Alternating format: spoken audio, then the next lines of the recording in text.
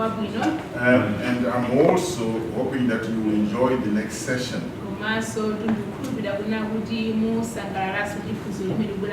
Yesterday we spoke a lot about women, and it's my privilege and my joy to introduce Ivy Tembo to you.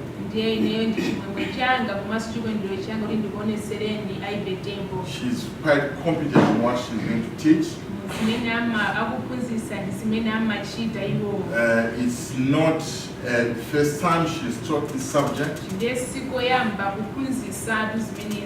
and she has taught in villages, in rural areas, to help people to understand how to handle finances. So I'm really hoping that we will take away something here. Some of the material she has are even in Chichewa, so we have no excuse about not understanding or language being a barrier. And I think I did to warn you that this subject will come with some practice, and we will aim towards that even this afternoon.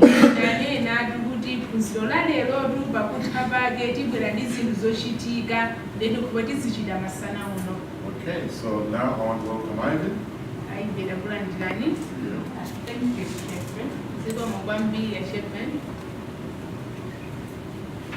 What I'm going to do now is just to put in practice what Shepard has already spoken about.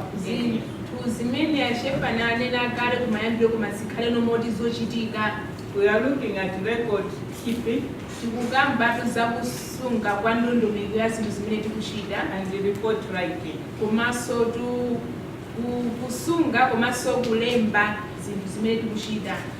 Most of you here run workshops, so I will start by defining what you need to keep your accounting records.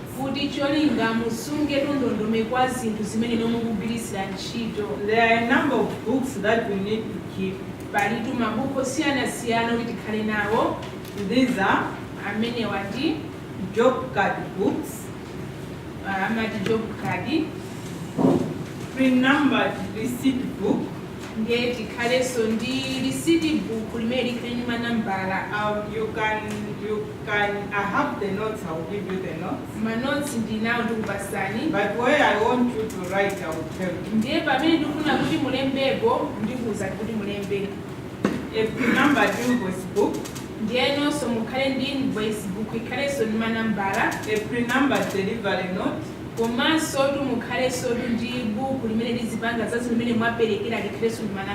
pre-numbered payment voucher,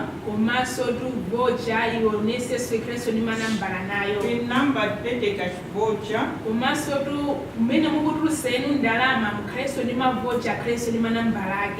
deposit slips if we keep our money in the bank,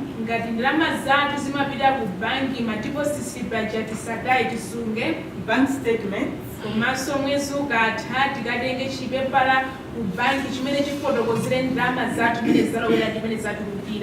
inventory sheets,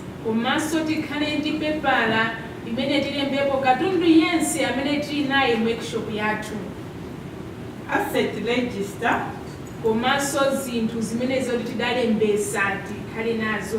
budgets, contract forms.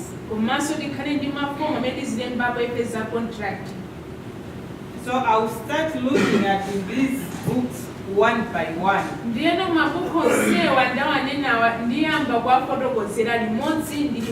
And why we should have these books.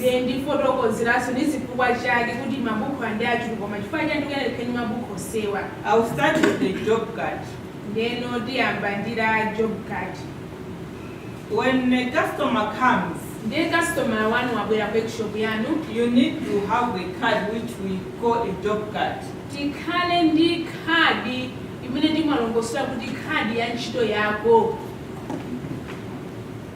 I'll give you a simple form for job card. Ngende kubasani kukotokozera kwa kuna kuno ndikoti kadi ya kunchito ndikunena ndikuti It has the date, kwena candidate, name of the customer, dzina la customer wanu, address, kodi customer wanu yamakhala kuti, and phone number. komanso phone number ya customer wanu.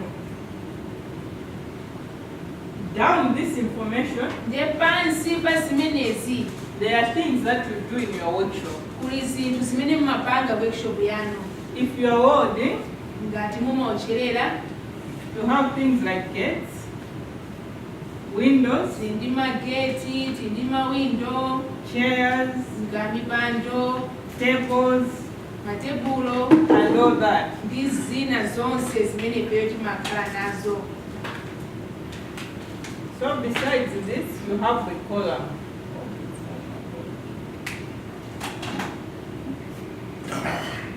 Kumapeto kwakeko nde tikhalaso ndi misere.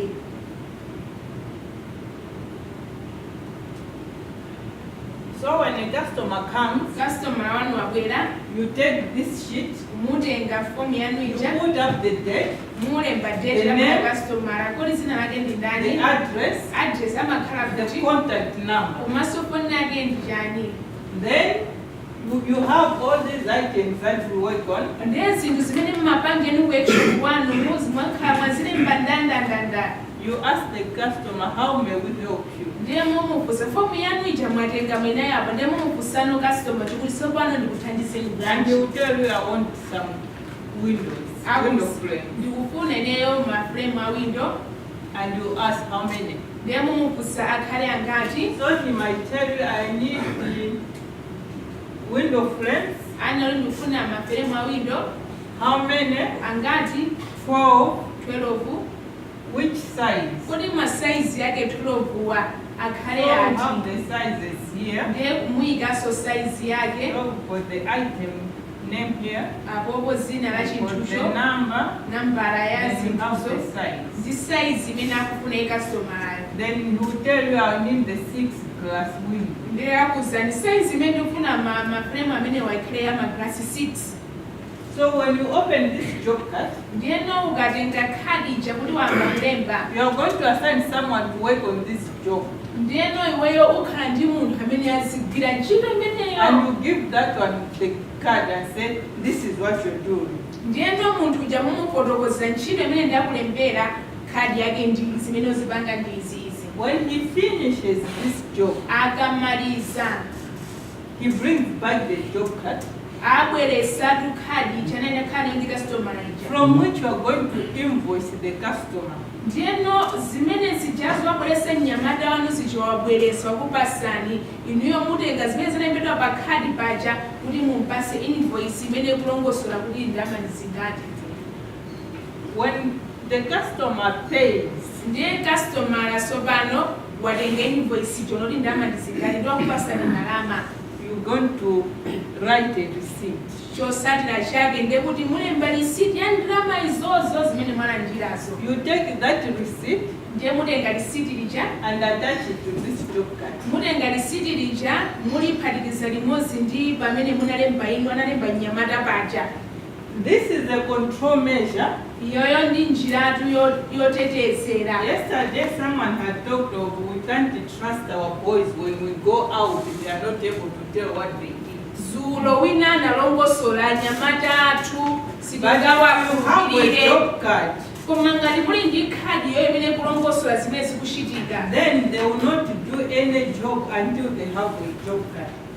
Anyamata aja sangagwire ntchito pokhapokha atalandira khadi kuti customer yakufuna And you chani. have someone responsible Ndiye mukhale ndi munthu amene ayang'anire gawo limene lolemba customer uja who akabwera. will welcome the customers as they come. Akabwera customer uja mulandire. They ask them how they may be helped, Amufunsa customer uja mwabwera tikuthandizeni and bwanji. they are the ones who are going to raise that job card. Ndiyeno yo andi amene atalembe zimene customer uja It's akufuna. not the one working on that job who's going to raise that Si job card. uja akuocherera uja ndi amene apita akageze ndi customer kuti customer akufuna chani ayi. And when he finishes, when you take the job card, tag it to the job. When the job is finished, this warder will bring the job card to the one who raised it and say, I'm done.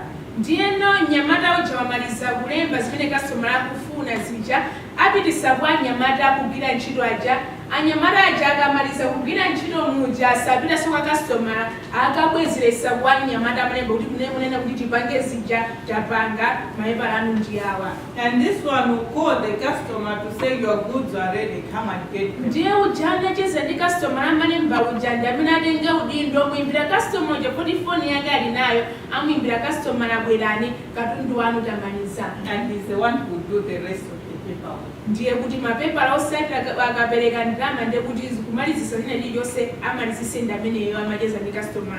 I talked of a pre-numbered receipt book or cash sale book. Ndiye ndinakamba kuna kuti receipt book lanu lipena likhale ndi manambala. If you make a receipt book, it has to be recorded whether number 1 to number 100 if you are making them in hundreds. Ndiye ngati receipt book lanu mwagula la mapepala okwana 100 lioneke ndithu manambala kale mu ndandanda mwake kandi 50 aoneke kuti ali mu 50 ndandanda wake. And you make sure it's in duplicate. Ndiye muonesese kuti receipt book mwagula inulo ndi pepala lina kuseri kwake.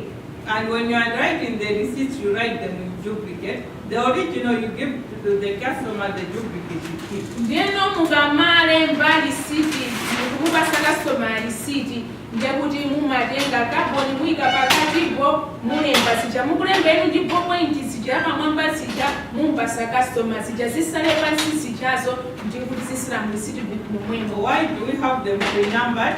Ndiye chifukwa chani receipt book patokena likhale ndi nambala. We want to keep it track of the receipts. Tikufuna tionesese tisunge ndondomeko ma receipt athu ndi And they have to be kept securely. Ndieno ma receipt book awo asungidwe ndithu motetezedwa.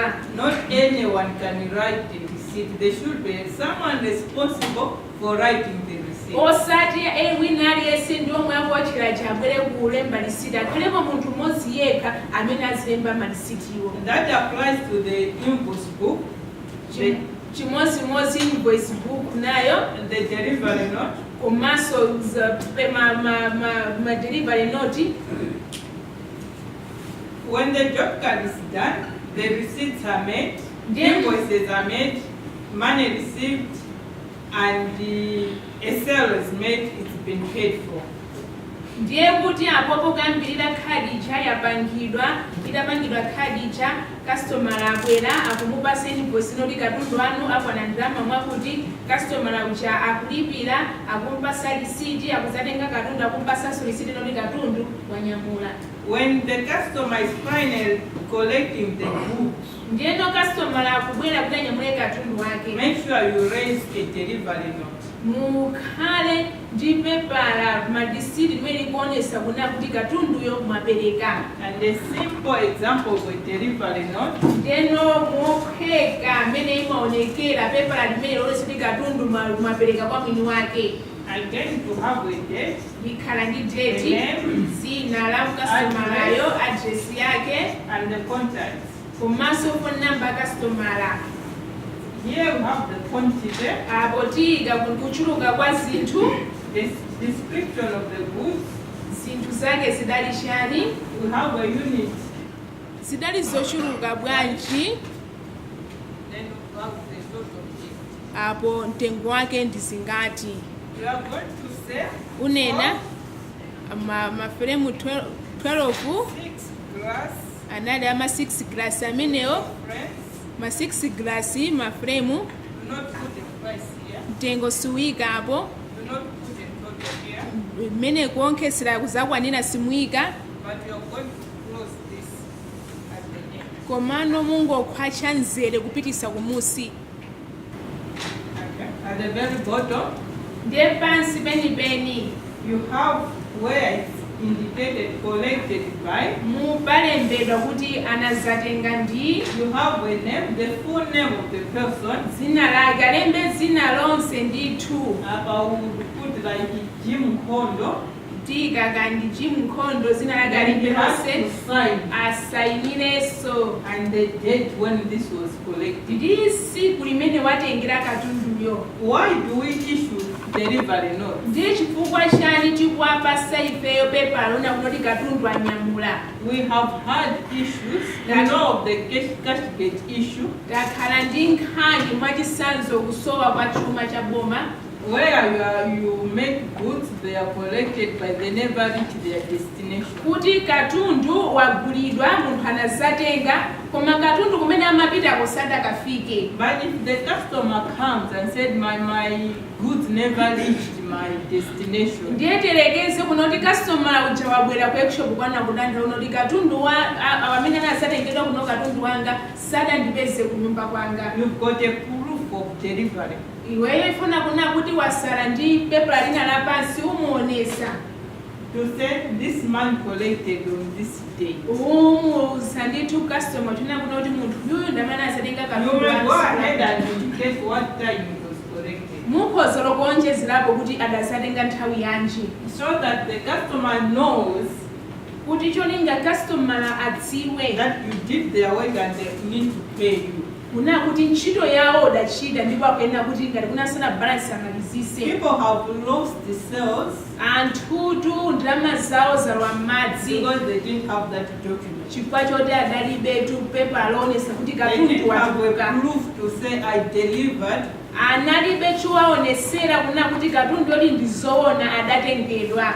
So we need to keep these books. Ndiye tikuyenda tikheni mabuku amenewa. Let me mention that Ndiye ndinene kuti the delivery note, kapepala kamene kakuonesa kuti katundu watengedwa we cannot have it in a notebook. tisakhale nako mukope, tisagwiritse ntchito kope. The invoice book, Invoice we cannot have it in a notebook. invoice iso isakhale kope. The receipt book cannot be a notebook. Tisatenge kagula kakope nkuna kuti mmene ndikhala receipt. Because we need to give the customer the original document and we keep the duplicate. Chifukwa choti customer wathu tufuna timupanse pepala lapamwamba, pepala lapansi la duplicate ilo ndimene lisale ndi ifeyo. Then why do we keep these books? Ndiye kodi chifukwa chani tikusunga mabuku amenewa. Why should we write all this documentation? Mapepala aulo ntchito kona kuti yachuluka ndiye chifukwa iye ndikuyenda tilembe zonsezo. These documents Zinthu zimene zizi will help us zitithandiza to come up with the budgets that Shepherd mentioned about. kuti tibwere ndi budget icha imene Shepherd amanena. I will explain that. Ndilongosola bwinobwino. Now, when you are closing your day, Ndiyeno siku likutha mukumalizisa siku. you sit down and see what have I done today. Ndiye mumakhala pansi kuona kuti kodi lero chimene chachitika ndi You are chani. going to evaluate how many job cards were opened on that particular day. Ndiye uyamba kuona kodi no ndondomeko amakastomala makhadi amene anabwera ndi makastomala ngati. How many of them the job has been completed. Kodi anthu amene anabwera kuti afuna katundu wawo ndi angati amene katundu wawo tamaliza lero. They've been collected and paid or collected and invoiced. Anthu anazatenga katundu wawo ma invoice yawo so aperekedwa. So at the end of the day, Pakutha pa siku we'll come up with what we call a sales summary. tibwera ndime tinakuna kuti kumangiriratu zochitika za siku limene lolo. We'll have a card, sales summary, Tikhalatu ndikuna kuti kuonkesera zonse zimene zachitika ndalama za siku limene lolo. again we have a date there. Tikhala ndi date, We'll have the job number, ntchito zimene zachitika ntchito zingati, the description of the job, ntchito yake idali ya mtundu wanji zimene zachitikazo, the cash sale that was issued, kodi kasero yake imene inaperekedwa inali and yotani, the amount paid. ndiye ndalama zimene customer wapereka So ndalama at the end zingati. of the day, Pakutha before pa you go home, siku usadaweruka kupita ku nyumba, you sit down umakhala pansi and you write job number 1 done, umanena ntchito yambirira adachita, 4 chairs made mipando 4 tapanga lero, on cash sale number 1, kasero yake nambala yake idali 1, and these were paid for 20,000. anatipasa 20,000. Job number 2 is not done. Job number 3 is done. Ntchito number 2 silidapangidwa, ntchito number 3 idamaliza. This was 1 window frame, Amafuna customer window frame imodzi, 4 glass, maglasi 12, and this was 5,000. ndalama yake inali 5,000. At the end of the day, you are going to make a total. Pakutha pasiku tulemba kuti wapanga ndalama zingati. Today myself we are 25,000. Lero ndalama zimene ndapanga ndi 25,000. Then you are going to have a credit, Ndiye ukhala ndi sales summary, ndi zinthu zimene zatuluka tsopano za siku limene lolo za ngongole. again you have the job number, Ukhala ndi ntchito imene you yachitika, got the description. ukhala ndi zimene Now it's ukoloza. an invoice Ndi invoice chona lemba ije kuti ndalama zinabwere and the amount of the ndi invoice. ndalama zake. Again, you put the job number, Ika ntchito zo nambala the yake, job that was done, ntchito imene yachitika, the invoice number, invoice, the amount, ndalama at the yake, end of the day you close. ukatero kuseka. For each day, Pa siku lililonse, this you can do in a notebook, izino tsopano zikhoza kulowa mkope. but make sure the cash sales summary notebook is different from the credit sales summary notebook. Koma monesose lero makopewo ndosiyana. Kope limene likuonesa ndalama mwapanga siku limene lolo likhale lina, limene likuonesa ngongole zili mwa anthuso likhale lina. So every day you do this at the end of the Siku lililonse mukamaweruka mulemba ndondomeko yanu. at the end of the month. Pakutha pa mwezi, You are going to add up with these figures. na kodi ndalama zimene ndapanga siku lina lililonse mpaka na masiku 30. So you are able to say this month Ukhoza kukhala pansi kuno mwezi I've made uno 200,000 that sales, ndapanga ndalama yokwanira 200,000. and people owe me 300,000. Koma ndalama imene ili mwa anthu ndi 300,000. Then you start following on this amount. Ndiye umayamba nokusatira ndalama ili mu ngongole ija. If you don't do this, Ndiye ngati simuchita choncho malemba, it's difficult for you to know zimakhala zovuta kuti udziwe, how much you exactly make in a month kuti udziwe kodi pa mwezi ine ndimapanga ndalama zingati. and who owes you how much Komanso kodi ndani amene ali ndi ngongole yanga, komanso ngongole zokwana ndalama and zingati. how can I improve my business. Kodi business yanga ndingayipitise bwanji patsogolo. The unfortunate thing, we don't keep records. Ndiyeno zinthu zovuta zinoti sitimasunga ndondomeko zimene tapanga. What we get that day, we eat it today, Timangopeza lero zonse zonso and we don't know whether we are making profit or ndiye not. sitimadziwa kodi tikupezapo phindu kapena ayi. But again, Ndiye komanso this acts as a control njira iyi imatipangisa kuti titeteze that your boss will not steal from you, kuti anyamata anu ndiye kuti sangakubereni. because they know every job that is being done in the workshop is numbered. Amadziwa kuna kuti ntchito yonse imene kuchitika mu workshop mwanu yayikidwa mitengo yake. Job card, every job is numbered. Akudziwa kuna kuti pali job card ndiye ntchito yonse yayikidwa nambala, Cash sale, komanso kachiselo yake. every job that is numbered has been paid Ndiye akudziwa kuti ntchito yonse imene yayikidwa nambala or yaperekedwa ndalama. invoiced. Apereka kachiselo kapena apereka invoice ngati. That's why I'm able to leave the business and be here for 4 days. Chifukwa chake mukhoza kuisiya business masiku 4 nikubwera kuno. Because I know there's someone doing this. Ineyo ndakudziwa kuti business kwanga ali pamene When I go back on Monday, ndikapita kuntchito kwanga lolemba, I'll just look at this ndikangoona zimene analemba ndi zimene zachitika, and I'm safe and sound. ndiye basi akuti ndatetezeka nditendereso kukhala nawo. I've talked about selling. Now let's look at, for us to make something to sell, Ndiyeno tikambeno zinthu zogulisa kuti ife tipange zinthu zoti tigulise, we buy materials. timagula katundu. So we want to see how do we record. ndiye tifuna tione kuti katundu uja timagula ujayo timalemba bwanji. How do we record the things that we buy for our production? Tagula kuti tifuna tipange za kastomala ndekoti timazilemba bwanji. Again, we are going to have a notebook Tikhala ndi kope, which we are going to call it purchases.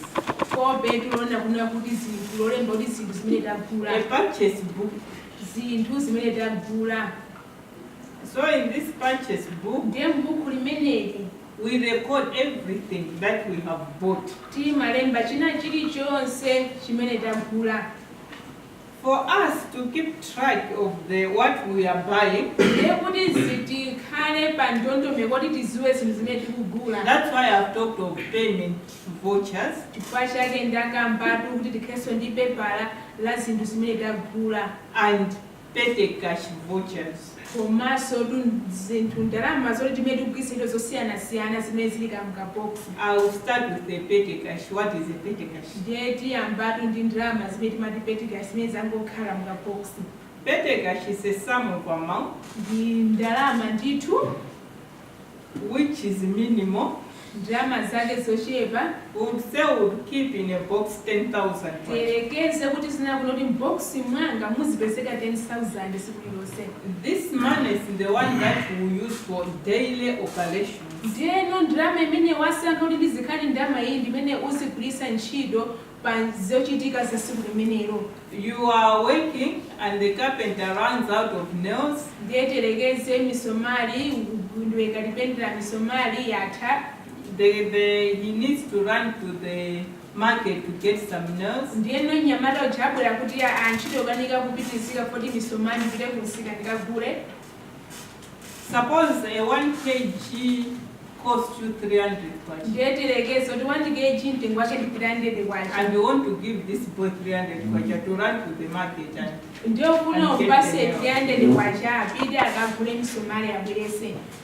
you have a notebook Uli ndi kope where you are going to write the name again. ulemba dzina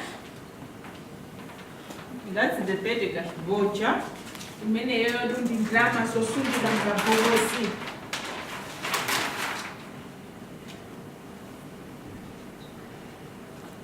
It will have a date. Ikhala ndi date. Cash voucher. It will have a date. Ikhala ndi date. It will have a name. Dzina la munthuyo. Who's collecting the money? Munthuyo amene atenge ndalama kwagulayo. Details of what they are going to purchase. Ndi cholinga zinthu zimene akagula iyezo. An authorization. Amene wavomereza ndi ndani.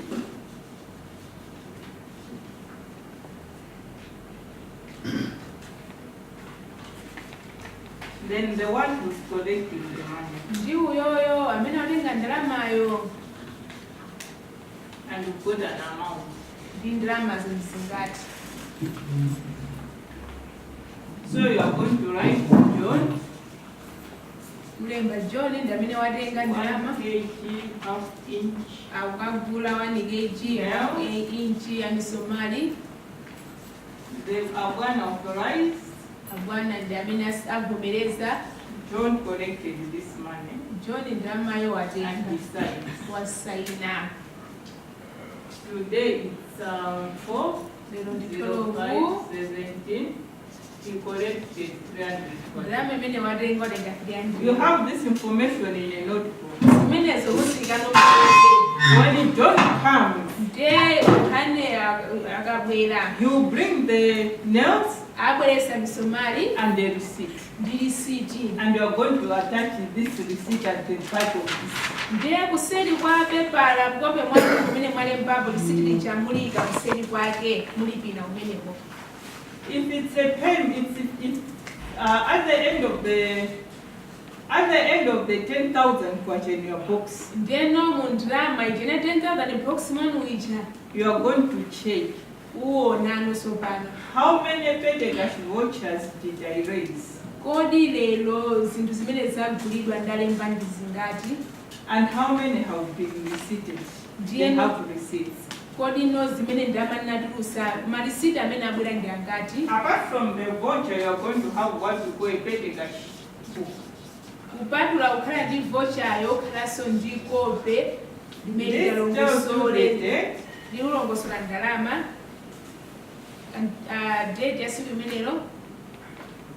it will show you the cash ndalama zake in the box ndalama bokosimo and the cash that is being taken out. ndalama zimene zikutengedwa.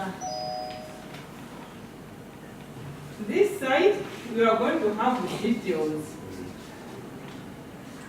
mbali ya kumapeto mukhala ndi ndondomeko yolongosolera. So suppose on Monday it was, let me say 5. Tirekeze pa date ya 8 We had 10,000 budget in our books. 10,000 books mwathu. Then we started spending this 10,000. Ndi 10,000 yangogwira ntchito. So we are saying on the 8th again, Tinena kuti pa 8 pomwepo we took out 300 budget. tinatenga 300. Here we got the details like we got the nails Tinena tilongosola tinagula msomali and whatever. ndi china chimene chinachitikira. At the end we have the balance.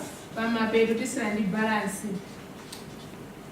So when we are closing this day, Pakutha pa siku limenelo we are saying we had 10,000 budget at the beginning. tinena Of the kuti day. tinali ndi We've 10,000 taken out 300 titenga budget. 300 We are remaining with 9,700. tilongosola kuti tasa 9,700.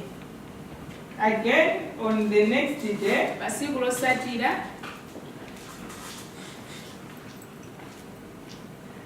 someone says, I need welding rods. wina anakuti malodo ochererapo aja Again, they'll fill the voucher. mumpasa vocha It's going ija to be recorded in the book. zilongosoledwa We'll end up with a balance. tisalaso ndi balance When yake. this 10,000 budget is done, Nde 10,000 ikati yatha we are going to look at this expenditure. tiyang'ana kodi 10,000 imene inapita kuti Were they accounted for? kodi Do they tinazionkhesera have receipts? kodi malisiti ose anabwera. If there is a transaction that went out and it doesn't have a receipt, ndiye ngati ndalama zinatuluka kwa malisiti what happened? chinachitika ndi chani kuti pasakhale It lisiti goes back to pamene. what Stephen was saying about the guy he sent to get him spares. ndiyeno tibwerera nkhani ya mbuyo Josefa amene kuti nyamata kuti moto akagule zipangizo zokonzera galimoto Because he knew he had not used the money to its proper use. chifukwa adadziwa kuti ndalama isadagwirisire ntchito bwinobwino moyenerera He couldn't bring receipts. chifukwa chake lisiti silidabwere. When you look at the receipts, tikaona malisiti aja you ask John, you took 5,000 by on this day. timufunsa John unatenga 5,000 siku lakuti You didn't bring me the receipt. lisiti langa lili kuti. There are two things. pali zinthu ziwiri We cannot explain by word of mouth. This is what I did. sangafotokoze ndi mawu apakamwa pake kuti Even napanga if he izi. brings the welding rods, ayinde wabweresa katundu mnamuzo takaguleyo wabwera what's the proof that the welding rods costed 5,000? ndiyeno chosimikiza chona kuna kuti katundu mnamuzo takaguleyo kwana 5,000 ndi chani chimene So he has angaonese. to account for it. He has to produce a document. akuyeneratu abwerese pepa imene tamuonese kuti zona likatunduyo wakwana ndalama There are mwakuti. times that our boys will take money pali nyengo zimene anyamata atha kuzipenga ndalama and they will not use it for what they asked it for. agwirisira ntchito tu zimene akufuna osati zimene anatumidwa. And how do you discipline them? ndiye notelekeze ndalama ija ayiwononga anyamata aja kodi timawapasa bwanji mwambo. You are going to deduct that money umawauza oho chifukwa ndalama mayiwononga simunagwirisire ntchito ndalama yonse from their salaries. ndichosera mwezi ukatha. And that brings in discipline. ndiye zimene zonso zimawapangisa kuti anyamata wasunge mwambo. But again, as Shephan has been saying, ndiye mmene Shepani ananenera we are afraid of being labeled bad people. timaopa kuti amba unenena kuti bwana wake uchande ndoipa. So we'll let them go. timangoti osazachitaso zimene But that we are setting a precedent.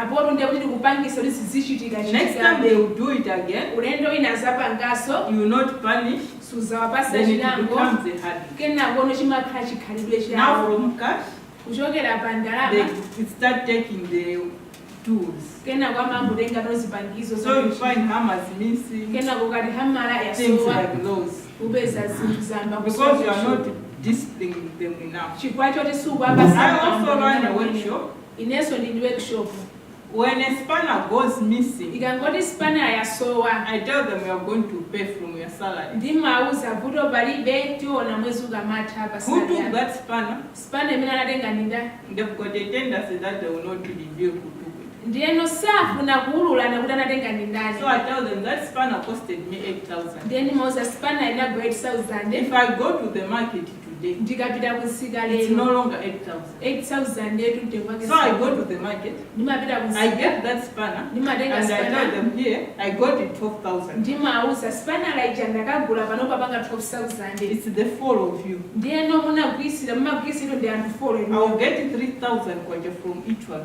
ndiye nditenga 3000 choka kuena aliyese wa ino Then they are careful. amasamaliso katero And if something goes missing, china ike they chikasowa are able to say it was this one who took it. amaziwa atu amachita kuulula ati kuti anatenga spanner layo ndi uchu amene So wasowa unless we start putting these disciplines in our businesses, ndiye pokhapo katayika ndondomeko zoyenera kuyika mwambo m'mabizinesi mwathu our businesses will not grow. ngati sitika ndondomeko zimene zili mabizinesi athu sakula The third thing, chinthu china chokhumudwisa the lack of discipline starts with us. kusowa kwa mwambo likumamba ndife Because we don't want to be accountable. chifukwa sitimafuna kuti anthu azitisatira So the boys will just follow our example. anyamata amangoona mene timachitira But the moment you start keeping these records, koma mukayamba zolembalemba izi you are bound to see a change in your business. umaona kusintha mu bizinesi mwako There are some payments we can't buy with the petty cash voucher amount. ndiye pali zinthu zina zimene timagula ifeyo zimakhala za mtengo kuona kuti ndalama zija zili mboksi zija zochepa Suppose someone says, I want you to make me a gate.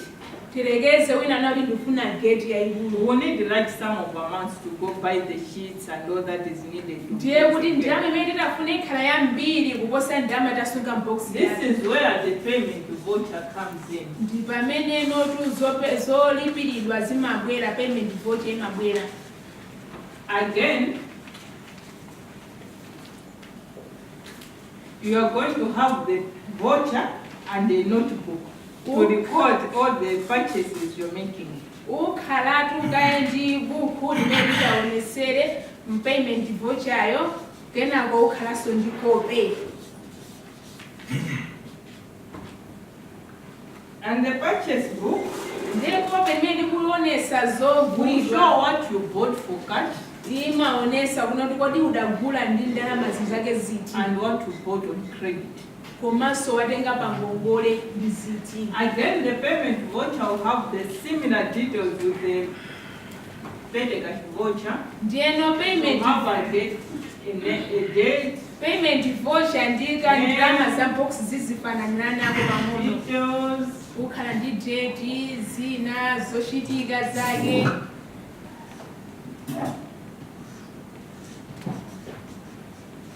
rate to inaperekedwa kwa amounts ndalama here, zinali zingati authorized, anavomereza ndi ndani and the one who collected. anatenga ndalamayo ndi ndani There are some things that we need to go to the shops and buy. pali zinthu zina zotikana tipite ku shop tikagule And if it's the abwana who's going to buy the materials, ndiye ngati ali mwini wako workshop amene akagula he katunduyo has to fill this. akuyenerabe tu alembeso tu payment voucher yonse And when he writes down all this, akalemba zonsezo he takes this voucher amatenga vochayo to the one responsible for keeping the records. ukamupasa uja mapanga zolembalemba So nyamata unalemba suppose uja today you get 50,000. terekeze lero unatenga 50,000 kali kunako workshop You are saying you are going buying sheets, kuti ndikukagula malata whatever. ndi zina ndi zina You are buying from DK. ukagula ku DK You sign, you collect it. usaina kuti ndalama inatenga ndineyo Even though you are the abwana of the workshop, angakhale wendi mwini wako someone workshop has to authorize, wina wake akuyenera kuvomereza kuti ndalama zomwe indicating there was a need for you to get this money to buy the sheets. kuti wina wake avomereze kuti nde zimene nadokutero kuti bwana yatenge ndalama We have a akagula tendency of stealing from ourselves. tili ndi chizolowezi chomazibera tokha We say, I'm going to buy this, and it never gets to the workshop. uma tikagula malata misomali chakuti ukapita kumtawuni muchapobwera katundu chasosamabwera So at the end of the day, ndiye pakutha pasiku the one responsible expects you to give him a receipt ndiyeno to attach to this voucher. uja nyamata kumalembera uja pakutha pasiku afuna kuna kuti mupase risiti kuti ayike kuseri kwa vocha kuja When that is done, ndiye zimenezo zikati zatha you will record it in the book. alemba mu buku nyamata On the uja 12, kuti pa 12 we bought sheets tidagula malata from DK tinagula malata ku DK on receipt number 50, risiti yake na namba 15 worth 50,000. drama yake nali 50,000 This book is supported by this voucher. ndiye kuna kuti vocha yanu ija ikuvomerezana ndi zimenezo At the end of the month, pakutha pa mwezi you are going to look at all the payments you've made out, ndiye uona zinthu zimene una ndawo imene either through the zinthu cash voucher or the payment voucher. kaugwirisa ntchito pa payment voucher kapena kandi pa chessbook Remember, we have another book tikumbukire tili ndi kope lina where we are recording all ourselves, mmene tikulemba zimene tagulisa ife and at the end of the month, pakutha pa mwezi you are able to net off umatha kuona what you've sold against what you bought, iweyo zimene unagulisa ndi zimene unagula zikwana and gives you an indication, am I making something out of this business? zimakuonesa kodi apapa ndikupangapo phindu kapena ayi. When you look at these records ukaona zinthu zimene walembazo and they are properly kept, zasungidwa bwinobwino they will help you know zimakuthandiza kuti uziwe how much money you need to operate your business in a month. ndi ndalama zingati zoti ndiyike business mwanga. From there,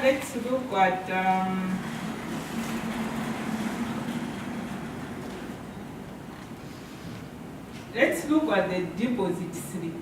tiyang'ane tu mapepala wekayikira ndalama ku If banki we keep our money in the bank. ngati ndalama zathu zimakafika ku banki.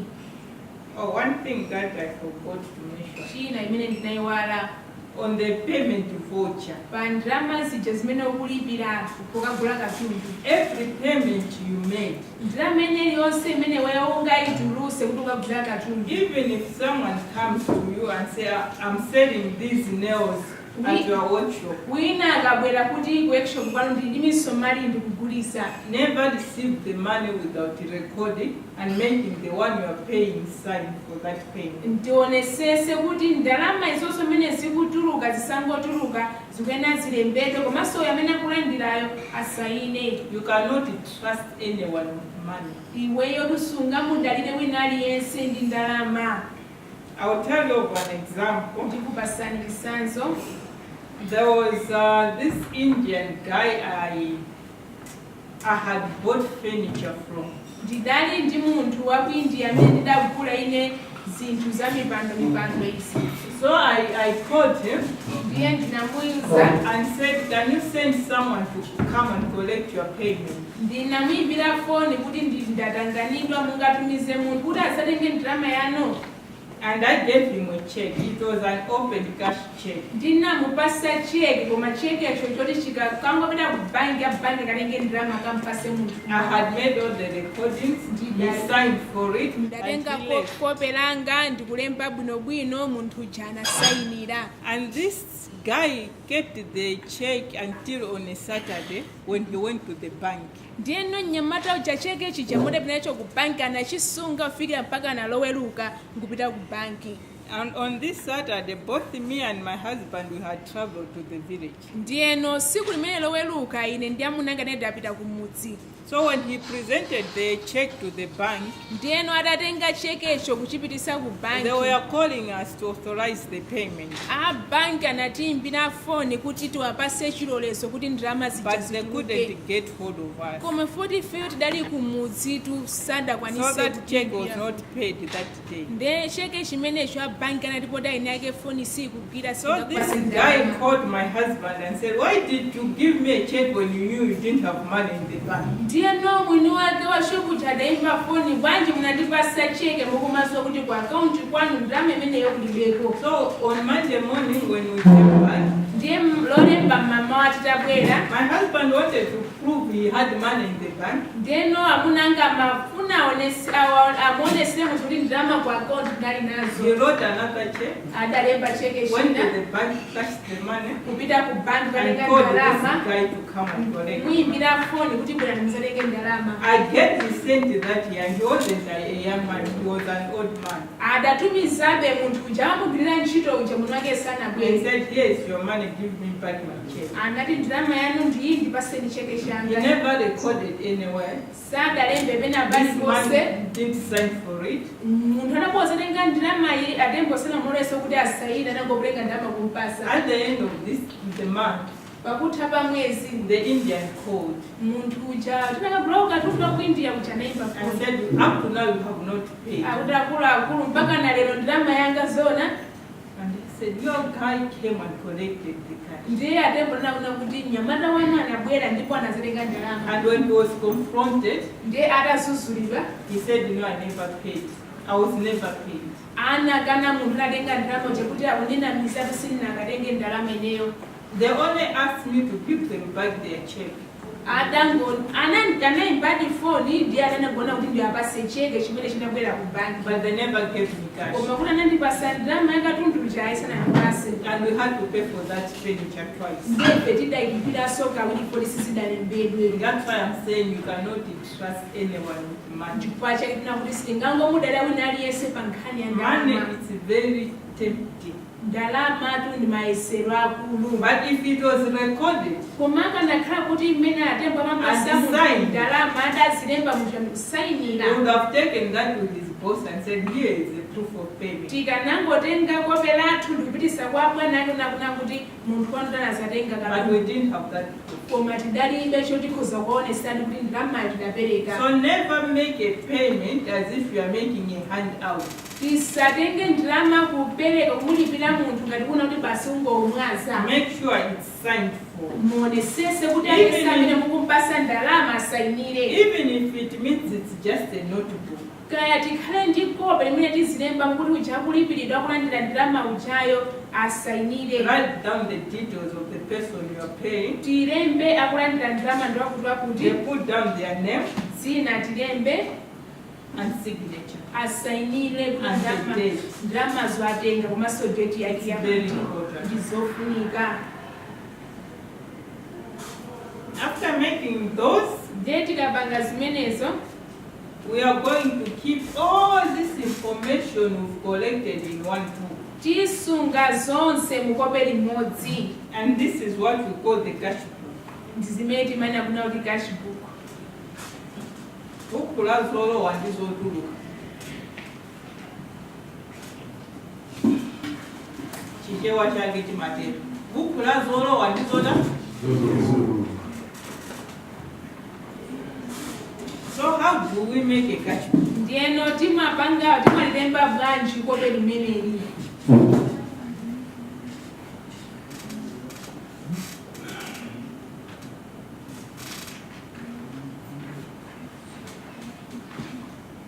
I have an example here of a cash book. ndendayika chisanzo chimene cha ndalama zimene zikulowa ndi zimene zikutuluka. On the 10th, Pa 10 we collected membership fees tinatolera ndalama ya mamembala athu amounting to 10,000 ina kwacha. 10,000. On the 11th, Pa the other 11 side, mbali inayitika pa 11 we paid electricity, ndalama ijatu tinalipira magesi 10,000 kwacha. 10,000. So at the end of that day, we had a nil balance. ndiye kuti pakutha pa siku ndalama zinalowa zonse zinatuluka. On the 30th, Pa siku la 30 we collected commissions tinatolera ndalama amounting to 50,000. ndalama yake inali 50,000. But earlier, we had paid water Koma mbuyo mu ndalama iti sadatenge tidapereka madzi amounting to 8,000 kwacha, ndalama ya madzi idali 8,000. and we are remaining with 42,000. Balance yathu ndi 42,000. I will give you a simple cash book ndiye ndikupasani inuyo tu mophweka ndithu ndalama zimene buku la ndalama zimene zikulowa komanso tuluka.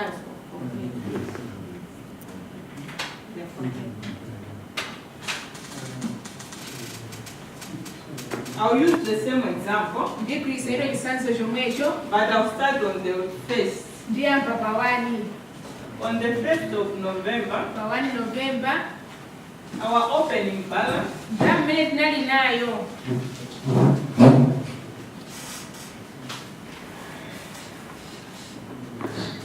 sorry, we've got the date here, tikhala ndi date we've got the description, kulongosola zimene zinachitika, we have cash in, ndalama zimene zinali zolowa, cash out, ndalama zotuluka and the balance. ndi ndalama zosala.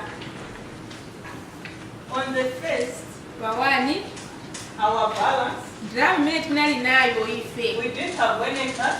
tinalibe kashi, I searched our balance was nil. ndiye kuti pa 1 ndalama yathu idali 0. On the 10th, Pa 10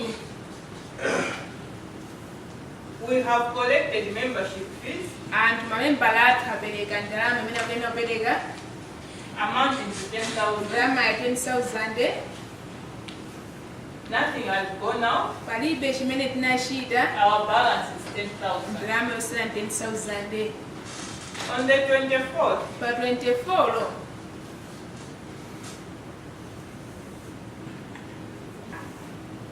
no, on the 11th, pa 11 we are paying electricity tinapereka ndalama ku Escom magesi 10,000. inali 10,000. Again, our balance is nil. Balance yathu 0. Come on the 24th, Bwera pa 24 for the water bill to pay, nawaota podafuna ndalama yawo they brought their disconnection slip, abweresa kuti but we akugula don't have magesi money in their account. koma ndalama ku akaunti tilibe. So the Abwana says, I will give in my personal money and go and pay the bill. Ndiye abwana unoti vuto palibe nditenga ndalama yanga mukalipire But bill. we still record it. Tinemba tolo ndalama yo palibe We pay 8,000. tinapereka 8,000 And water board. this gives us a negative balance. Ndiye tinena kuti ndalama tusulitasala nayo koma ndi ngongole kwanira 8,000. Then on the 30th, Ndiye pa 30 we've collected all the commissions, tatenga ndalama zonse zimene tinatilandire, which amounted to 50,000. ndalama yo ndi 50,000. Nothing goes out, Palibe chatuluka but from our balance, it will be this 50,000 less the 8,000. koma ifanena kuti ndalama yakumazi chinachita kubwereka 42,000. tichosera isala 42,000. So our closing, Ndiye pakutha pa mwezi pamenepo poseka mabuku our athu, closing balance poseka mabuku athu titione ndalama zathu. is 42,000. Ndalama yathu yosala mwezi umene ndi 42,000. This becomes our opening balance for the next month. Ndoti tikamazamba mwezi wa December So when ndalama I imene start in tiyambe December nayo 1, ikhala 42,000 pa 1 our December. opening balance Drama imene tikusegwira nayo mwezi umenewo is for the 2,000 for the kwacha. 2000 kwacha. Our balance Balance yathu for the 2,000 for the kwacha. 2000. We've sold on the 3rd. Pa 3 We have sold a gate, pa 3 tagulisa gate and this gate was 20,000. mtengo wake na 20,000 Paid in cash. adatilipira ndithu We are kachi going to record it tilemba as our sales. tilemba kuna kuti zimene tinagulisa. So our Balance yathu becomes for the 2 plus 20. tipatikizira for the 2 ija nasegwira buku ija ndi 20 62,000. ndi 62,000. On the 4th, Pa 4 we are paying the guy who bought the sheet to make the gate. uja tidapanga tidakatenga ngongole yake ya malata kuja timulipira 4,000 for it. tinatenga 12,000. Our balance Balance yathu to be 60 less 4 ndiye tinenga 60,000 yosira felovu comes to 50,000. isala 50,000. Where am I getting this information? Kodi zimene zizi muzitenga kuti Remember, we have a sales summary we make every day. mukumbukire kuti ndi buku limene tikulongosolera ifeso zimene tagulisa siku ndi siku. We've got the purchases book. Ndi buku lija limene likunena za zinthu zimene ife tagula. So at the end of the day, Pakutha pa siku we look at our sales summary. tiona kunena kuti kodi tinagulisa zichani mwezi uno. That becomes our cash in. Ndiye kuti zimene tinagulisa ife zija ndi ndalama zolowa. And we record it on daily basis. The day that we make the sales, that's when we are going to record it in the Ndiye kopelira zolowa ndi zotuluka lizilembedwa siku ndi siku zimene tagula zalowa ndi zimene zatuluka. What did we buy? Kodi lero tagula chani? It goes on the cash out.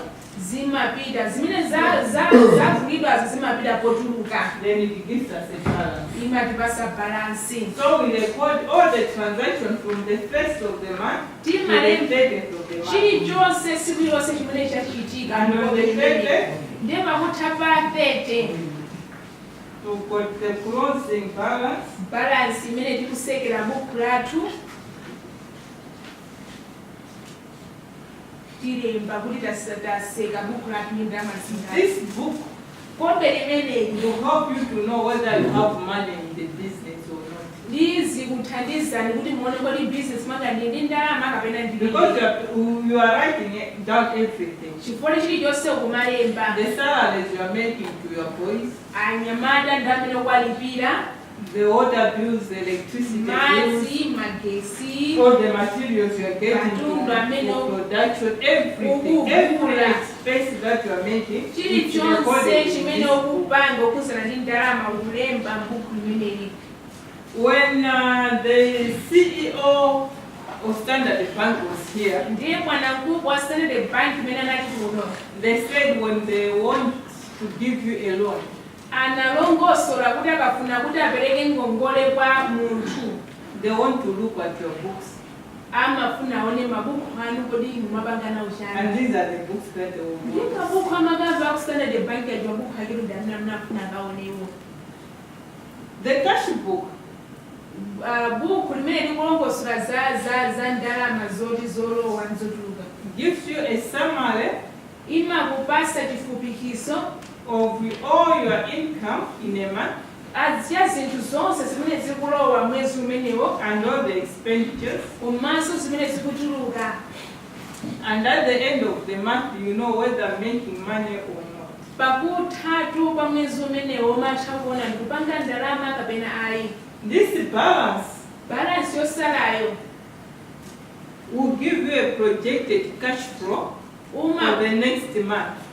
Balance yosalayo ndimene imakutengera iweyo ku mwezi umene ukubwera. Because it's going to tell you Balance yo ikuwuza how much you have in your account. ikumakuwuza balance yokuti imakuwuza unali ndi ndalama zingati It wakonti will wako. tell you how much you are making in a month. tikuoneseraso kuna kodi pa mwezi kumapanga ndalama zingati. how much you're spending. Kodi mwezi umenewo ndalama zikalowa kumatulusamu ndalama zingati. Then you look at this balance. Ndio muona ndalama yosala pakuti pa mwezi paja.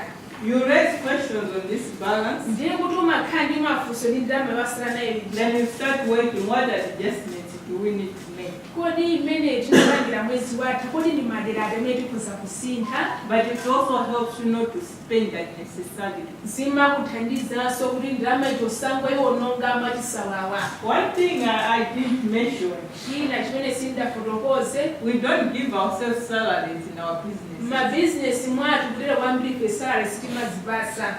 We use the money as it comes in. Ndalama ikangoti yabwera ituluke basi zingwegwisa ntchito.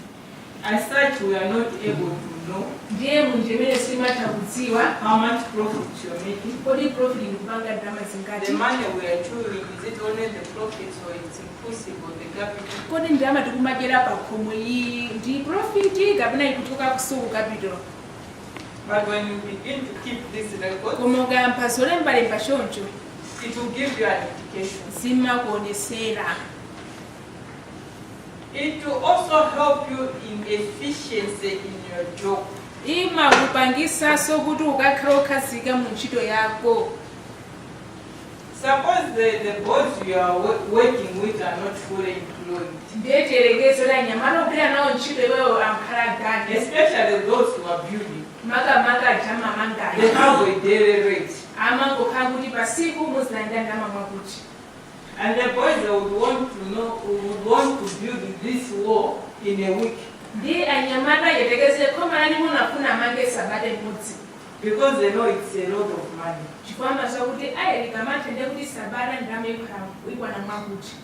And when you just pay them without recording, Ndiye ukamangowalipira siku ndi siku opanda kulemba. it's when you go to their bank and say, can I have my payment, my job is done. Ndiye ukamaliza ntchito inakasanya nyamata umapasa ndalama ndiwo amazipita kwa mwinako wa nyumba yomuli mundipase ndalama yanga tamaliza ntchito ichi. You realize all the money you paid to your boss. Ndiye kenako mazazindika kuti ndalama zonse tizinati napasa. But when you keep record, Koma ukona kuti ukulemba kumawo kisapino bwino. you tell them, I want this done today. Umawuza kuti inuyo mufune musafune koma ili ndifuna lero lilithe. And efficiency Ndiye kukhalanso okhazikika. promotes profitability Kumapangisa kuti profit yako tupite pasogolo. and it reduces on your expenses. Ndiye kumapangisa kuti ndalama zimene iweyo ukutulusa zikhale zochepa. But you'll not be able to know that until you start keeping the books of Koma your account. simungadziwe zimenezozo pokhapokha mutamba kumasunga ndondomeko yamene mukugwirisira ntchito ndalama zanu zolowa komanso zimene zikuti kuvira. I had earlier talked of an inventory sheet. Ndiye ndinakamba kumayambiro kuno kuti tikhale ndi pepala limene litationesere katundu yense amene tili naye. We need to keep inventory Tikuyenera tisungetu ndondomeko ya zinthu zimene tili nazo. of all the materials we have in the workshop. China chilichonse chimene tinacho mu workshop tikhale pa pepala tichilembe. So on the first of the month, Kumayambiro pa mwezi you are going to open a page usegula kope which you are going to list everything that you have in the workshop. mulemba china chilichonse chimene munacho mu workshop. I'm not talking of your tools, sindikukambatu zipangizo zanu zogwirisira ntchito. but I'm talking of the materials you use. Koma zinthu zimene mumagwirisira ntchito kani matabwa kani misomali zinzakezo. So at the beginning of the month, Kumayambiriro pa 1 wa mwezi you know I have 100 welding rods. ndiye unena molding rods ndinokwana 100. I've got 5 sheets, malata iron sheets. 5.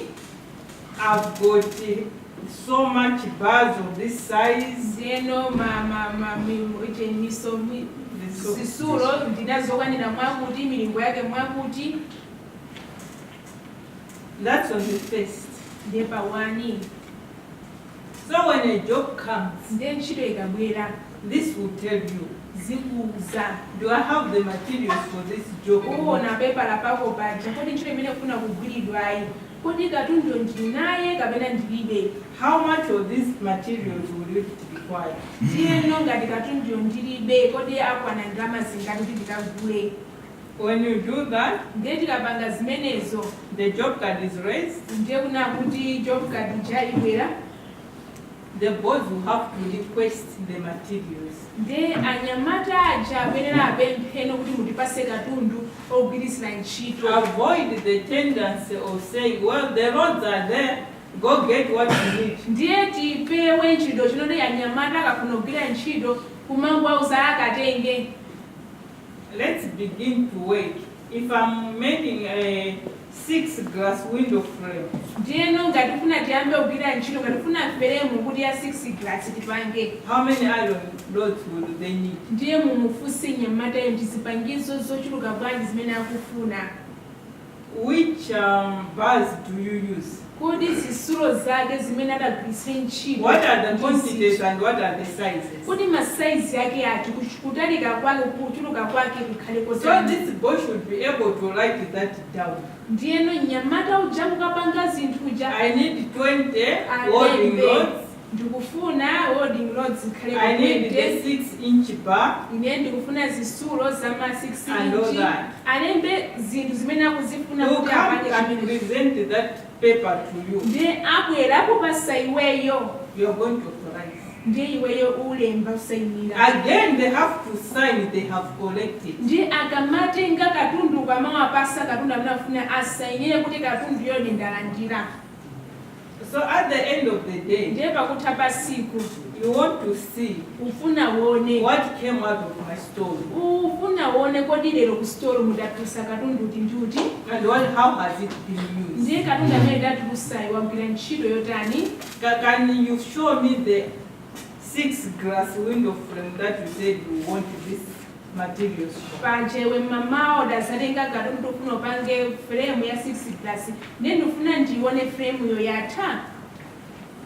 So on daily basis you do that. Ndiye siku ndi siku mapanga zimenezo. On what's gonna happen again is Chimene chitachitike ndichi.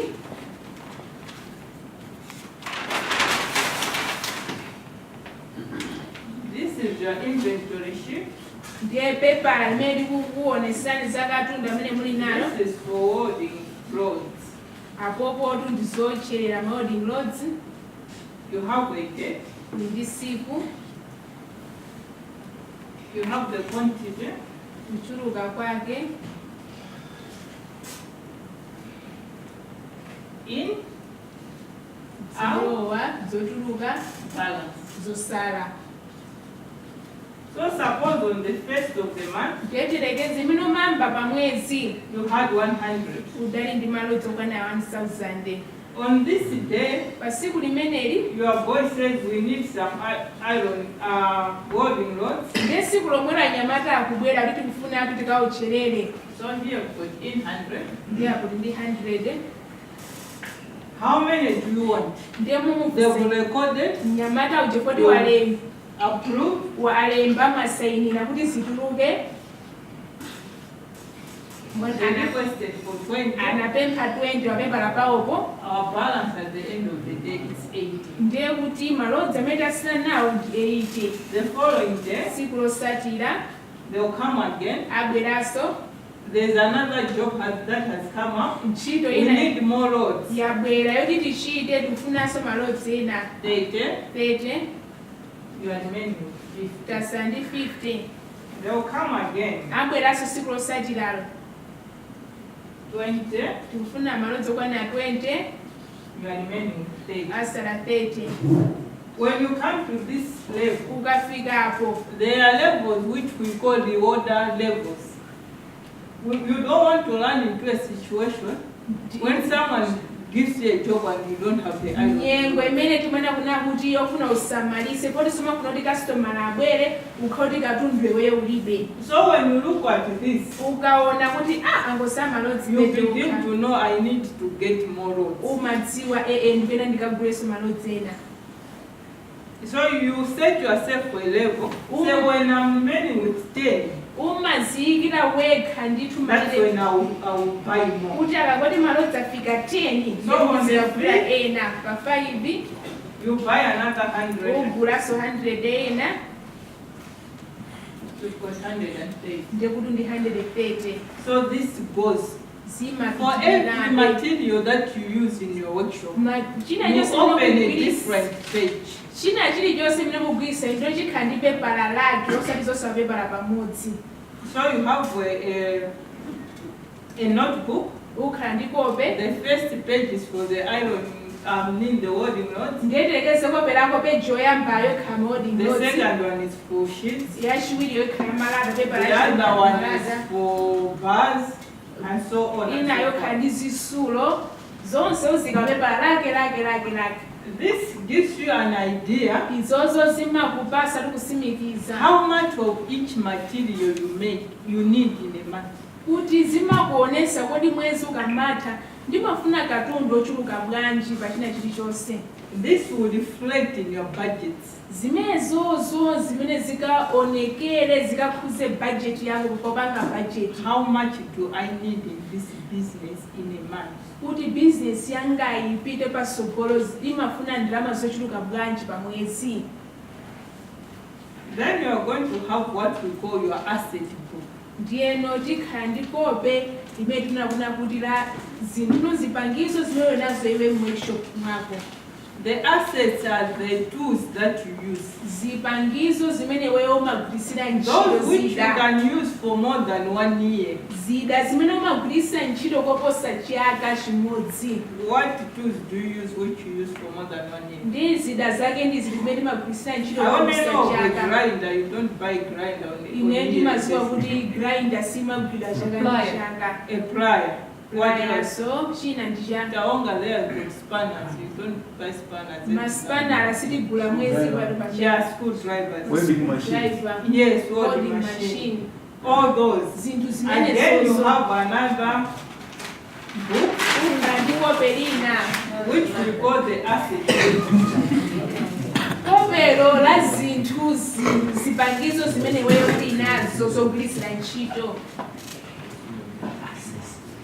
When you started your business, ukamamba business you knew I need this equipment. umadziwa zipangizo zimene ndikufuna ine workshop yanga ndi izi. So suppose our business is starting on the 1st of January. tiyerekeze business 2017. yathu tinayamba pa 1 January 2017 I'll have this notebook. ndikhala ndi kopelo So this is for welding machine. ndi welding machine.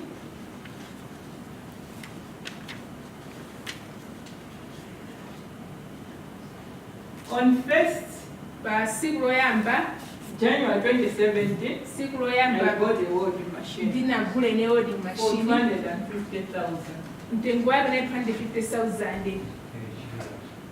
I need to give this welding machine a lifespan. ndiye ndikuyenera kuti welding machine ija ndagula ijayo ndiyipase kuti ikhoza kukhala ndi moyo nthawi yayitali bwanji. Because it will not be there forever. chifukwa choti sikhala yamuyaya. So I need to give it a lifespan. ndiyipase tuyoyo nthawi ya moyo. So I'll give my welding machine 5 years. ndiyipasa I'm going to use this machine, ikhala For zaka 5 years. 5 ndikugwirisira ntchito. but on yearly basis, koma chaka I have to chilichonse evaluate how this machine is performing. ndiziona kodi ikugwira ntchito bwanji. Is it going to last me 5 years? ndiye uziona chaka chikatha kodi 5 years inanaita ikwanadi.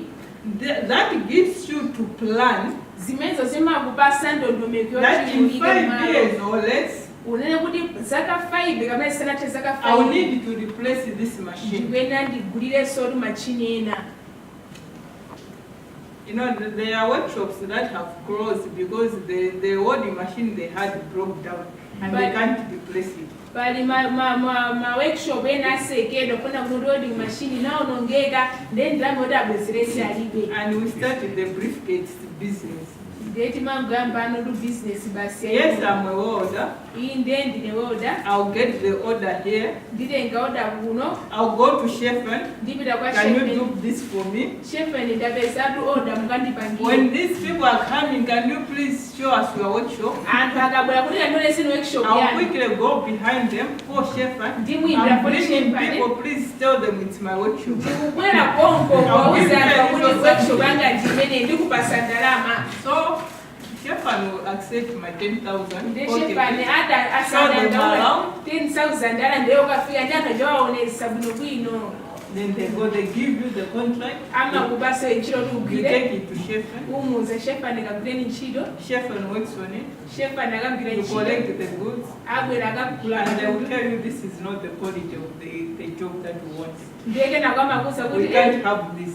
ntchito imene timafuna ife si imeneyi What ayi has happened? ndiyachitika ndicha Your relationship with Shepherd. Because Shepherd will say, I can't have these goods, but what am I going to do with them? ndiye shefani naye kuti katundu kuti business sinali yanga ndipanga naye chani katundu amene You've ruined your reputation. ndiye kuti apopo khalidwe lako tundula unongeka Then the customer says, no, don't go to that man's workshop. ndiye nokenako makastomala He amapa produces very poor workshop quality yakuticha goods. musamapite ukatundu wawo samapanga wabwino If you had done the job yourself, koma kuzolingana you would have done it. ndi in a better workshop way. yanga ndikupanga ngadepanga So we need to plan. tikuyena We need to look at the equipment in our workshop, tiyang'ane zida zimene zili mu workshop give yathu them lifespan, tizipase nthawi imene and zikhala moyo plan towards replacing them. ndiye tikhalenso ndindo mnomekona kuti ndikufuna atu ndizibwezerese Ndampula wambiri tikusema kusola. I've spoke too much about questions. Questions? Because we are going to practice all these books I've mentioned in the afternoon.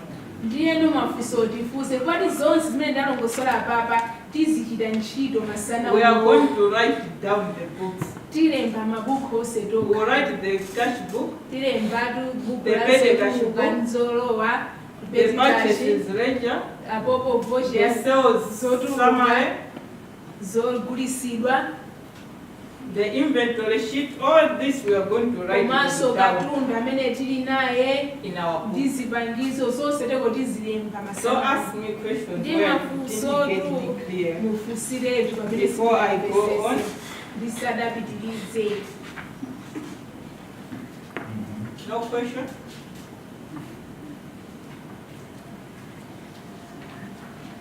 Can I continue? Ndipitilize. Time to ask Tony. I've got about 10 minutes to go. ndi 10 minutes zokha. I'll make sure I finish in 10 minutes. When we've done all these books, ndiye mukapanga mabuku onse nkumaliza there are 2 books we don't keep. pali mabuku awiri oti simasunga Whether out of the ignorance or deliberately, kaya ndi kusadziwa kati mapangira dala that's the debtor's book and the creditor's book. Especially the debtor's book, we like people giving out books to people on trust. ndiyeno buku limene likulemba zazi zipita pa ngongole timango apasanthu kungu akhulupirira osalemba kuna kuti alemba pa ngongole We need a notebook tipena tikhale ndi kope where we are going to list it down all our debtors. tilembetu mayina anthu amene ali nafe ngongole onse aja In your notebook, mkope mwanumo you have a page for every customer you supply on credit. mukope mwanumo mukhala ndi zina la customer aliyese amene mwampasa katundu pa ngongole So on the day they collect the goods, ndiyeno siku mene akutenga katundu you are going to record. mulemba Today on the 12th, lero pa 12 I've given Ibe ndampasa ive my name on invoice number 2, pa invoice yake ne namba 2 goods katundu worth okwanira 200,000. okwanira 200,000 At the end of the month when I come to pay, pakutha pa mwezi ndikabwera kuti ndalama yanga ndikuzapereka again you record ulemba popati On the 30th pa 30 of May, mwa Mei she came anabwera and paid anapereka 150, anapereka 150 remaining 50,000. balance yasa 50,000 That helps you to keep it track zimakuonesa kuti ukhaletu iweyo kuzisatira zidumandondomeko on the money that people owe you, pa ndalama zimene anthu akungongola and you have evidence that someone owes you money. ndiye umakhalanso ndi chogwirika choonesa kuti di auya ndi ngongole yanga And let me say that debtors is an asset. ndiye tinene kuna kuti ngongole zimene anthu amatengazo zingati katundu wathu When the banks are looking at your books, abanki akamangana mabuku anu they are going to see how many people owe you money abanki ajakayang'ana kuti ndi anthu angati amene ananu ngongole and how many you owe money.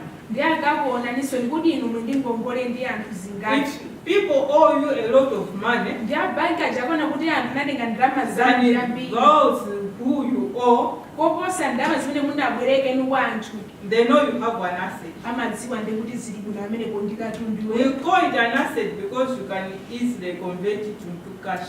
tikunena kunena kuti ndi zinthu zimene zokhoda kukhoza kuzitembenuza kukhala ndalama So when you are doing your books, your balance, we call it a balance sheet. tikunena kuna kuti ndalama zosala ukamalemba ndalama zosala This is the book where you record all the assets that you have umalemba katundu amene uli naye and all the liabilities. ndi zinthu zina Ngongole. ngongole zimene zili mwa anthu When you net off the two, ndiyeno ukazichosera ziwirizi if your assets are more than your liabilities, ndiye ukaona kuna kuti katundu amene uli nayeyo akuchuluka koposa ngongole imene iweyo uli nayo that gives the bank confidence to give you a loan. If you are abanki amakudalira akafuna kuti ukatenge ngongole ku banki So it's important to keep a book of all your debtors ndiye ndikofunikira kuti usunge buku la china chilichonse chimene chikuchitika and remember to record all the payments you are receiving ndiyeno ndalama zimene mukulandiranso mulembe so that at the end of the month kuti pakutha pa mwezi you know how much people owe you. udziwe kodi ine ngongole zanga ndi angati Again, you have another book ndiye ukhalenso ndi kope lina where you put down all your creditors, the people you owe money. ulembe pamene uli nawo ndi anthu ngongole And when you make a payment, ukawapasa anthu aja ndalama zawo you write kuwapeza it down. ulemba kuti ndabwezera At ndalama the end zawo of the month, pakutha pa mwezi you have an idea how much you owe people. ukhalatu ndi kuzindikira kodi ngongole zimene ndinazo zoti ndikweze kwa anthu ndi zingati Then at the end of the year, pakutha pa chaka we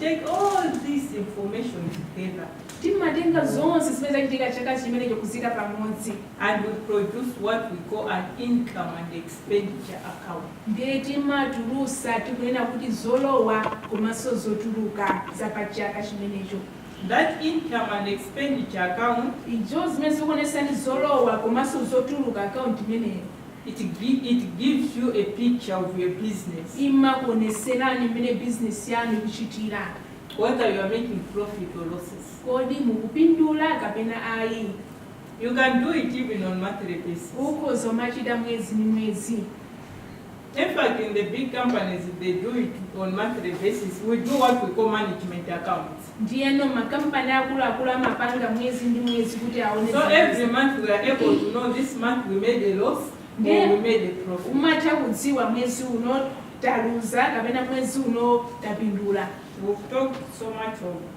bookkeeping and record keeping. takambatu zambiri There's another element I want to talk about, pali china chofunika imene ndifuna ndinene and I want to talk about risk management.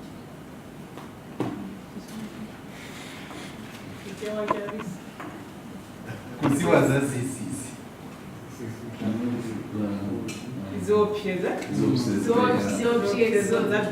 zopyezo za bizinesi yathu The truth is, zoonadi zake every business has risks. bizinesi iliyonse ndi zinthu zake There are two zovuta types of risks. pali zinthu ziwiri zimene zimavuta There are mbizinesi those we call systematic risk.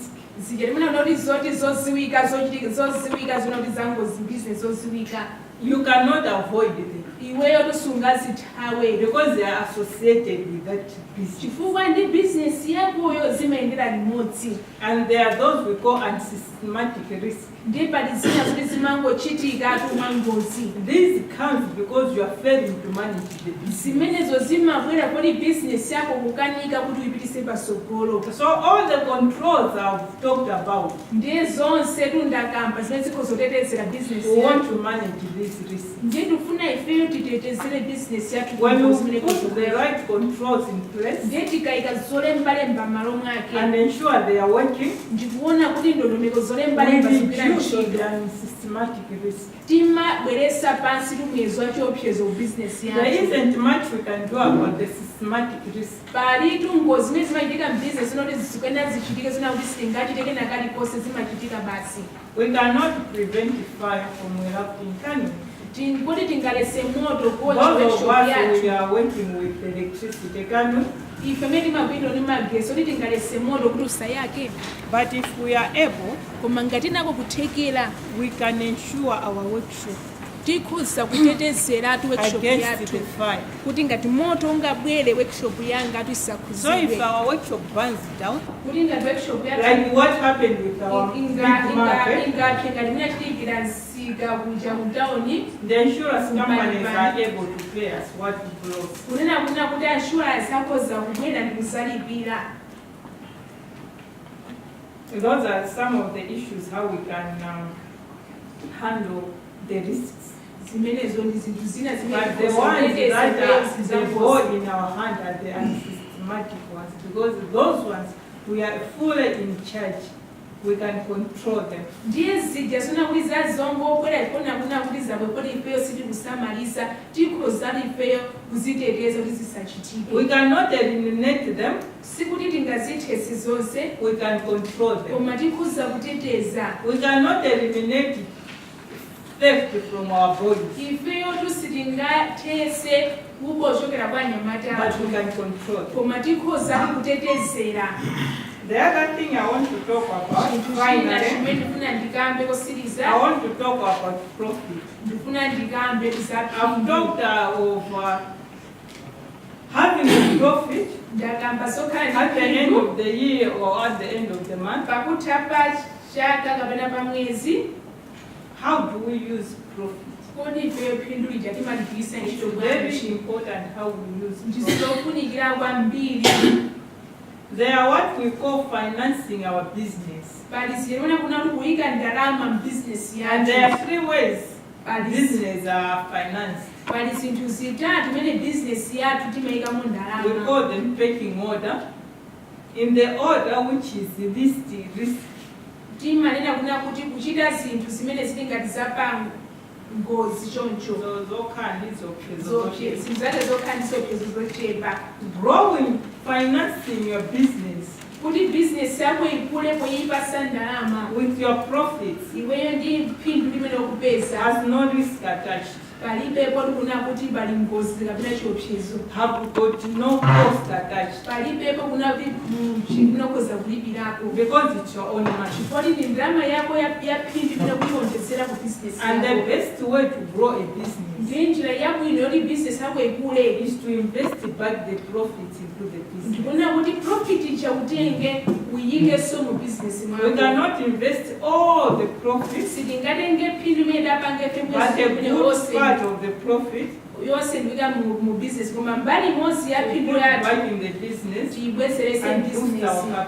kuti cholinga ife capital yathu ipite The pasogolo. second way, which they Chachiwiri say it's got risk but manageable, imene amene kuna kuti ili ndi zofoka zake komano tikhoza kuzikwanisa it's debt. ndi ngongole.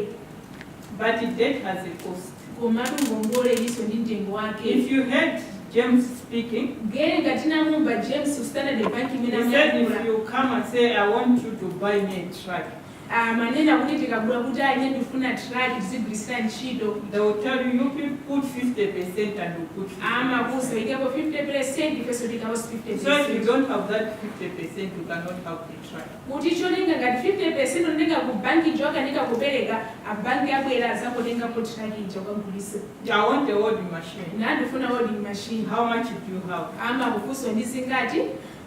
But if you put back your profits into the business, For my- you can put them back through buying another holding machine. ndipo mangati watenga phindu lako kulika mu business kagula holding machine ina ukoza kugula ndi phindu lakuyikaso mu business. And no one will come to say, we are taking this machine because you are failing to pay for it. palibe ati abwere uzina kuti holding machine tikutenge kodi ngongole sukubweza munogula machine. The third point, I'll mention it, chachitatu ndifotokoza but it's got a lot of cost to go with it. palitu zopseza zake kuti munthu uchite That's when you sell part of your shares. kugulisa mbali mmodzi ya kampani yako. You invite someone, say, can you get 20% of my shareholding? umuza wina wake mutengeko peresenti ya kampani yanga ibwanji But they will put money, atenga ndalama ayika ku kampani kuti so you are releasing some of your power to that person. singakutenga mphamvu ya mbali mmodzi ya business yako kumpasa munthu uja But at the end of the year, pakutha chaka they will want a return on that money. amafuna tuphindu ku ndalama yanalowesa ija.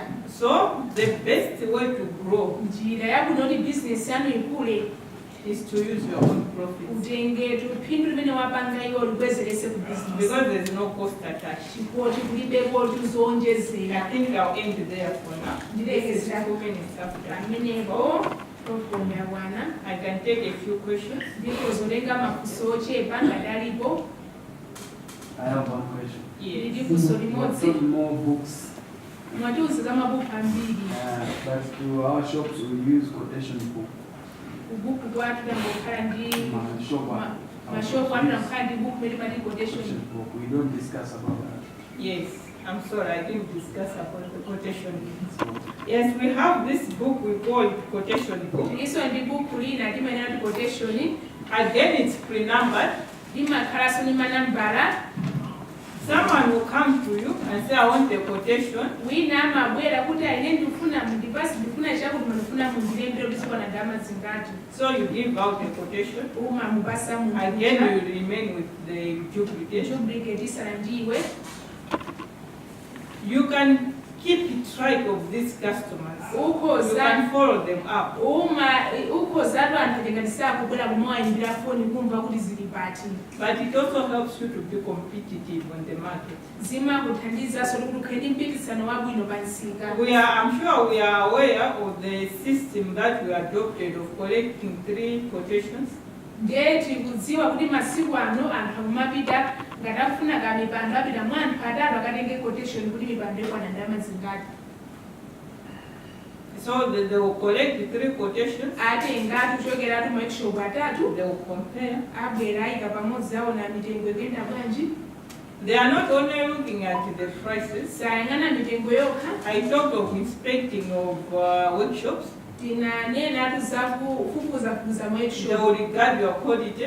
aona kodi quality yanu imaoneka You bwanji. could be the most expensive of the 3, ukhozopeza kuti iweyo mwina mtengo umene wachaja ndiodula kwambiri but with posazizabwana the best quality. komano katundu wako ndi katundu wabwino And they will get from you. atenga kuchokera kwa iweyo. You could be the most expensive of the 3, ukhozopeza kuti iweyo mtengo wako ndiodula but with the worst quality. komano peza kunoti quality yako ndiye ndichabe. Or you could be the cheapest, kapena ukhozopeza noti iwe ndiochipa panthu but with patatu the worst quality. komano mapangidwe ake sumapanga bwino. And what they will say is, when you are getting quotation, next time don't go to that shop. ndiye amanena kuti chanu tikazakutuma kuti ukatenge quotation They shop don't know imene what they are usakafika shop imene ichayo simina kupanga samachiziwa.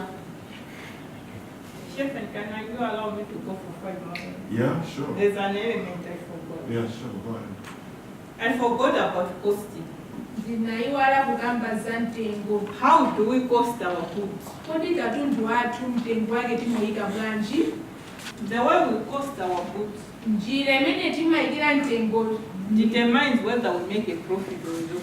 zimationesera kuti tikupanga phindu kapena ayi. There are a number of things that we need to cost. pali zinthu zimene timene kuti tizike mu And the mtengo obvious ones are the materials, choyambirira timangana kuti kodi katundu umene tagwirisire ntchito mtengo wake mzingati, the transport cost, kodi transport yokagwira katundu ali ndalama zingati, we look at the labor cost, kodi kuti ntchito igwiridwe ine ndi ndalama zingati. but there are these we call sundries. And these are mostly not considered. Ndiye pali tizitola ting'ono tona kuti sitimatiwerengera. In sundries, we are also talking about time. Timayiwala kuwerengera nthawi imene tagwirire ntchitoyo. We don't cost our time. Nthawi yathu sitimayika mtengo. The Europeans, most Anzathu of people are paid per hour. tumayiko azungu amalipiridwa malingana ndi So they ola. will tell you, Amakuza I'll pay you amanena ndalama ndi $1 per hour. ineyo 1 hour iliyonse ndizikupasa ndi 700 kwacha. Do we cost the time we spend? Kodi nthawi imene timagwira ntchito ife timayikira mtengo wake. When we are coming with the labor cost, Tikamabwera ndi mostly we are looking ntchito. at how much am I paying these guys when they've done this job. Kuteko nthawi ya palepapo timamvana kuti anyamata kugwira ntchito ndi folo nzawapasa ndalama zingati imene timaongesera But ife. we don't cost the time. Koma Instead, nthawi imene yagwiritsidwa ntchito sitimayiwerengera. we need to value time Tikuyenera kuti nthawi tionekha and attach a cost to it. ndiye kukhalenso ndi ndalama yake. I worked as an auditor, Ineyo ndinagwira ntchito ngati olengera ndalama. and if you call us to come audit your books, Mukatiyitana kuti tizaone mabuku anu, we will charge you per hour. timawupasani mtengo malingana ndi ola imene Because they want us to look at your books, noti amufuna tione mabuku anu. our staff will come, Anthu pano atatu abwera but it's going to cost you 200,000 per hour. And timakuza costing it, auditing is very expensive. timakuza nditu kuteroko 1 hour ndikuti muzitipasa 200,000 kwacha. I would go work in an organization Ndipita ngagwera organization for 5 days masiku 5 and come back with 2 million. ndikubwera ndi 2 When million. my salary is less than 100,000. Pamene salary yanga atu 100,000 sikukwana. Because our friends, they've known the value of time. Chifukwa anzathu And amaziwa how kufunikira we use. What Because how we we- don't attach a cost to time. chifukwa kuti ife nthawi yathu sitimayikira mtengo wake. That's why we use it carelessly. Chifukwa chake sitimagwira ntchito mosamalisa ndi nthawi yathu. But those who know the value of time Koma kwa iwo amene amaona kufunikira kwa nthawi make money amapanga ndalama, out of time. amapanga ndalama malingana ndi nthawi imene akugwirisira ntchito. 200,000 kwacha.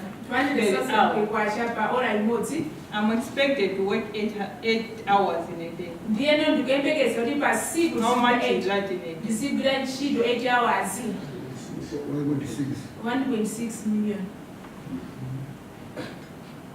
And I'm to work for 5 days. Ndiyetu ntchitoyo ndi amasiku 5. Ndiyetu 1.6 yo ndi amasiku 5.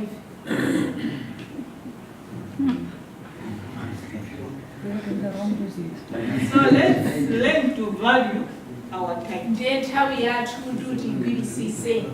When you value our time, Nthawi yathu tikayiona kukhala yofunikira. it helps us to stop telling a lot of lies. Zimatipangisa kuti tisiye kumangonena maboza. Because I'll not come to you and find my gate not filled.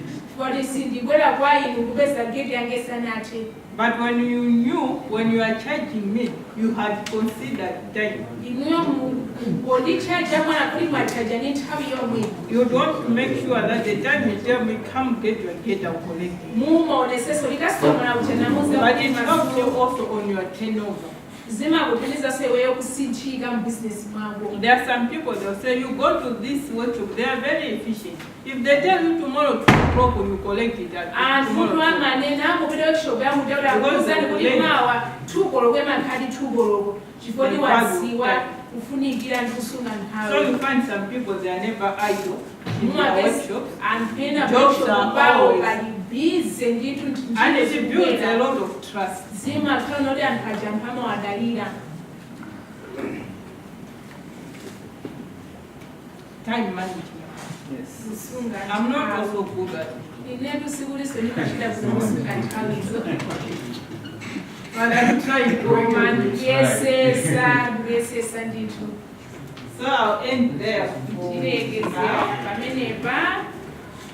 In case you consider coming up with books of accounts, Mwina ngati mungafune kunoti mukhale mabuku kuti mukhale zoyengezerangesera workshop you kwanu can contact me. ndekuti muzandipeza. I'll gracefully come to help you out. Ineyo ndizabwera kwanu komweko kuti ndizakulongosolereni. I charge, as I said, our job will charge per hour.